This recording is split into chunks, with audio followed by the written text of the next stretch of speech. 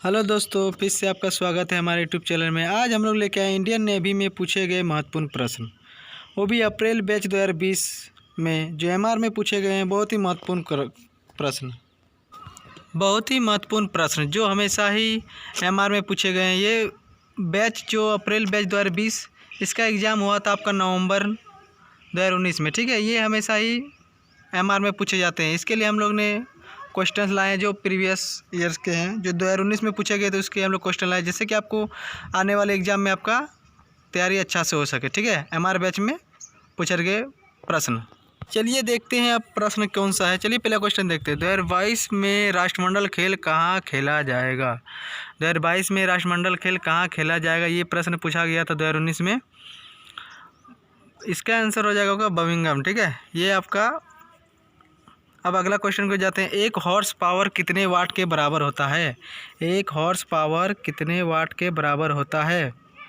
ना, इसका आंसर हो जाएगा आपका 746 वाट के बराबर होता है, ठीक है। अब अगला क्वेश्चन की ओर जाते हैं।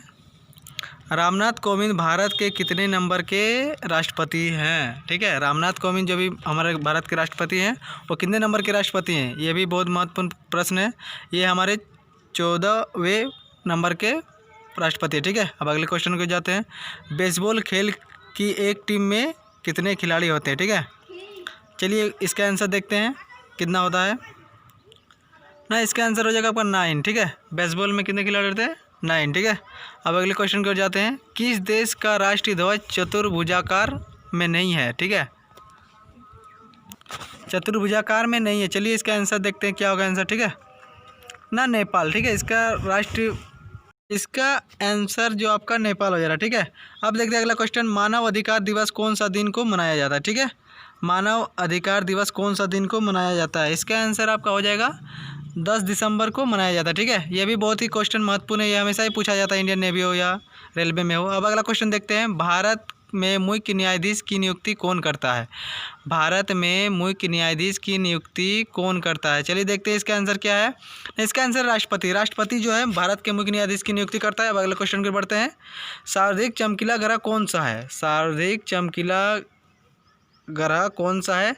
चलिए इसका आंसर देखते हैं। इसका आंसर हो जाएगा आपका शुक्र, ठीक है।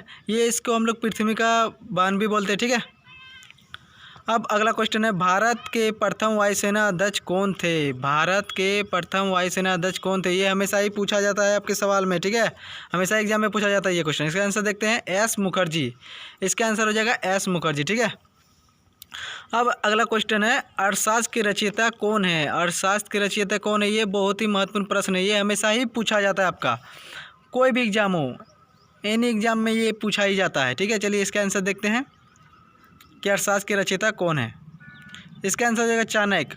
ये चाणक्य बहुत ही इनको जो अर्थशास्त्र है ये राजनीति के क्षेत्र में इन्होंने दिया था, ठीक है। इनका उपनाम कौटिल्य विष्णुगुप्त भी था, ठीक है। अब अगला क्वेश्चन की ओर बढ़ते हैं। दांडी मार्च कहाँ से शुरू हुआ था? दांडी मार्च कहाँ से शुरू हुआ था? इसको ये तो आपको पता होगा कि ये महात्मा गांधी ने शुरू किया था नमक सत्याग्रह के लिए, ठीक है। इसीलिए इसका नाम भी पड़ा है दांडी मार्च। ये दांडी जगह से शुरू हुआ था, इसलिए दांडी जगह में ख़त्म हुआ था, इसलिए दांडी मार्च भी बोलते हैं, ठीक है। ये शुरू कहाँ हुआ था ना, अहमदाबाद से, ठीक है। अहमदाबाद के साबरमती आश्रम से, ठीक है। अब अगला क्वेश्चन देखते हैं। भारत में सबसे तेज़ चलने वाला कंप्यूटर कौन सा है? भारत में सबसे तेज़ चलने वाला कंप्यूटर कौन सा है ना? परम, ठीक है। भारत में सबसे तेज़ कंप्यूटर चलने वाला कौन सा है ना? परम, ठीक है। अब अगला क्वेश्चन की बढ़ते हैं।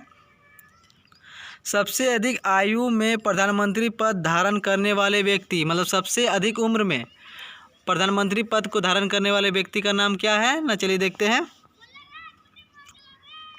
देखते हैं आंसर क्या हो जा रहा है ना, मोरारजी देसाई, ठीक है। ये भारत के सबसे अधिक उम्र में भारत के प्रधानमंत्री बने थे, ठीक है।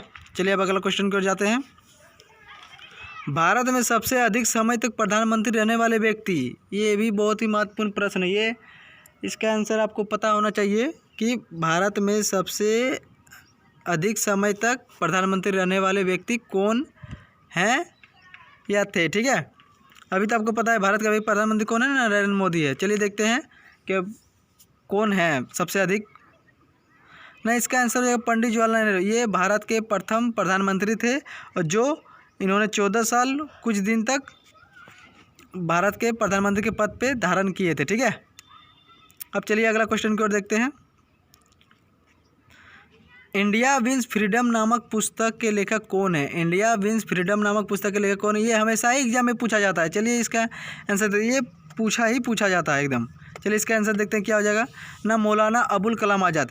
और इन्हीं को भारत का प्रथम शिक्षा मंत्री भी यही थे। ठीक है, मौलाना अबुल कलाम भारत के प्रथम शिक्षा मंत्री थे और इन्होंने इंडिया विंस फ्रीडम नामक लेखक लिखा था। ठीक है, अगर हमारा वीडियो आप लोगों को अच्छा लगा तो लाइक कमेंट जरूर कर दें, और अगर हमारे चैनल में आप नए हैं तो सब्सक्राइब जरूर कर दें, जैसे कि हमारे नए वीडियो को आपको तुरंत पता चल जाए। धन्यवाद।